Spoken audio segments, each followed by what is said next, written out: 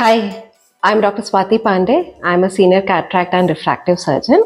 I shall be addressing very common concern of parents. जो आजकल बच्चों में चश्मा बहुत कॉमन हो गया है, मायोपिया की जो प्रॉब्लम है, तो I will be answering some questions regarding that. Myopia is basically short sightedness.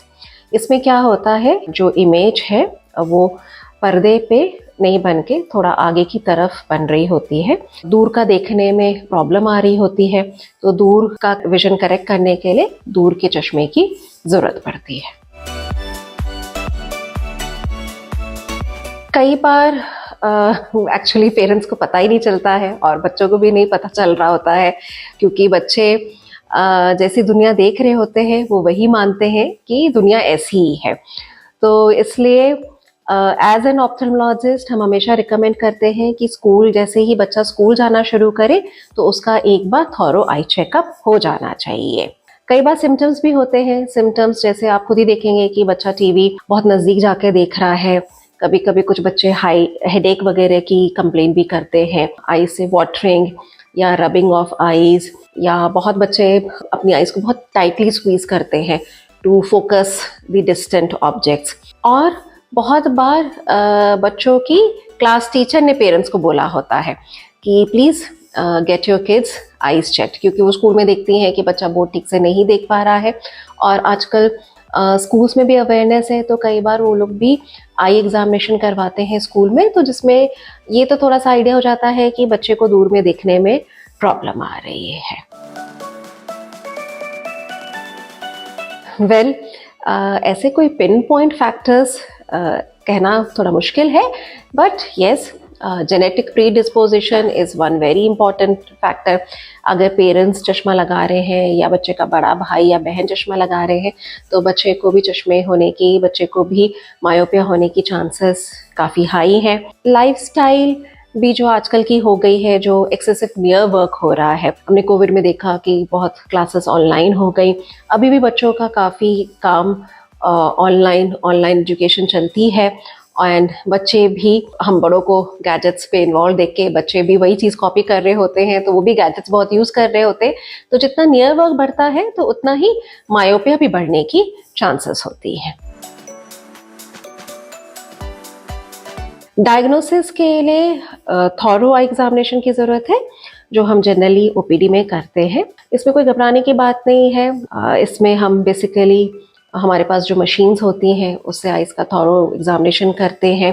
फिर एक एग्जामिनेशन होता है जिसमें हम आँख में दवाई डाल के भी चेकअप करते हैं. तो थोड़ा सा बस टाइम लेके आए, क्योंकि बच्चों के साथ आई चेकअप में हमें भी टाइम देना पड़ता है. We need to make the child comfortable and then do the thorough examination. Treatment basically glasses ही है. जो भी चश्मे का नंबर आता है वो बच्चे को चश्मा लगाने की ज़रूरत है. Is a progressive condition. तो जब तक कोई भी 18 साल का नहीं होता है तब तक मायोपिया के बढ़ने की चांसेस ही रहती है. अब ये क्यों बढ़ रहा होता है? Because it is growth related. तो जैसे जैसे हाइट बढ़ती है, बॉडी में ग्रोथ हो रही होती है, उसी तरीके से आई बॉल की भी ग्रोथ हो रही होती है. द आई बॉल स्ट्रेचेस, तो इस वजह से मायोपिया भी, दूर का नंबर भी जो है वो बढ़ता ही है. बट येस, हम कुछ मेजर्स ले सकते हैं कि ये बहुत फास्ट प्रोग्रेस नहीं करें. सो सिंपल मेजर्स लाइक कि आप अपने बच्चे को आउटडोर एक्टिविटीज़ के लिए एनकरेज करिए. Gadgets and online education is not a bad thing, but कभी भी कोई भी नज़दीक का काम कंटिन्यूसली नहीं करना है. अगर 20-30 मिनट्स कोई भी कंटिन्यूसली लैपटॉप पे बच्चे ने काम किया, तो थोड़ा सा बच्चा या तो आइज़ क्लोज कर ले या विंडो के बाहर देखे, तो थोड़ा सा साइकिल को ब्रेक करने से भी आइज़ को रिकवर करने में टाइम मिलता है. एंड ऑफ कोर्स अननेसेसरी या टाइम के बियॉन्ड एक्सपोजर तो गैजेट्स के साथ नहीं होना चाहिए. हेल्दी फूड जैसे बॉडी को हेल्प करता है वैसे आइज़ को भी हेल्प करता है. विटामिन ए रिच फूड, तो विंटर्स भी आ जाएंगी, तो विटामिन ए रिच फूड बहुत अबांडेंस में रहता है.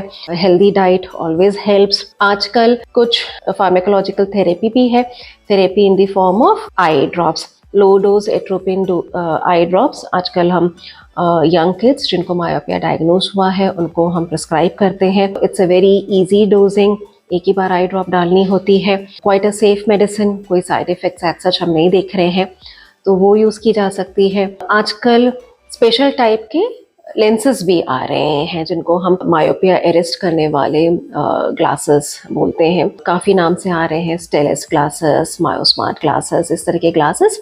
तो ये भी कुछ हद तक, काफ़ी हद तक मायोपिया का जो प्रोग्रेशन है उसको अरेस्ट करने पे हेल्प करते हैं।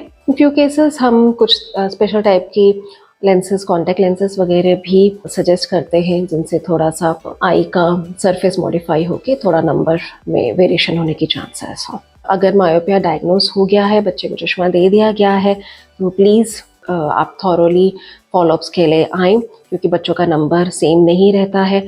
It increases as the child grows. So thorough followups, thorough examinations are also very very important. ये सारे पेरेंट्स का ही क्वेश्चन रहता है।